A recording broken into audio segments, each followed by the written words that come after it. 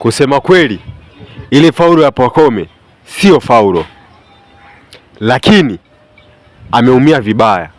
Hiyo yote ni kwa nini? Pacome ni mtu wa kupenda mastarehe sana, yani Pacome anapenda sana starehe, ndio maana na majeraha kama haya atazidi kumwandama mpaka yeye mwenyewe atajuta.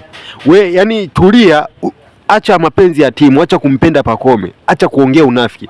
Muangalie huyu jamaa ameenda amecheza mpira hasa Pacome kwa sababu ya starehe na nini, mvivu wa mazoezi, ndio maana ameumia maumivu kama yale pale. Lakini ukija kwenye uhalisia kwamba nani ni faulu au sio faulu, ile sio faulu. Ndio maana hata ukitaka kuangalia refari alichukua ile kadi ya njano akawa amemuonyesha yule mchezaji, akiwa na maana kwamba faulu iliyotengana ni ya kawaida, na kwa kuwa alikuwa ni mchezaji wa mwisho ndio maana akamuonyesha ile. Lakini eti baada ya kwenda kuangalia pale anakuta mguu umevunjika, ndo anatoa anafuta ile kadi tena, fanya hivi, anampa yule mchezaji tena kadi nyekundu, kitu ambacho sio sawa. Wewe refari baki kwenye msimamo wako, yani si watu wasikupressurize.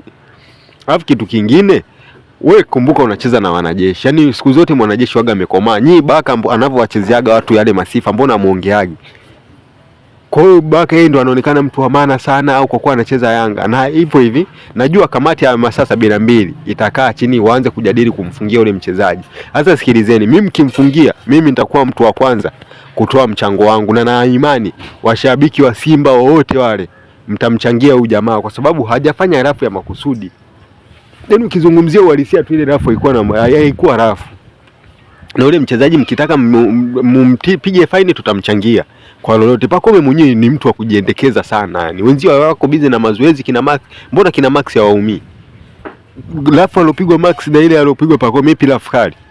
Lakini yetu mtu from nowhere anakuja asiyojua mpira, afu naona na machambuzi mengi, yani machambuzi ndio wanaoongozaga kujazaga watu ujinga.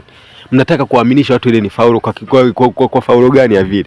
Ingekuwa faulu zinatendeka vile mpira ungekuwepo kweli Tanzania. Sasa tungebora tukacheze hata karata ambao mgusani. Sasa mtu atajaguswa.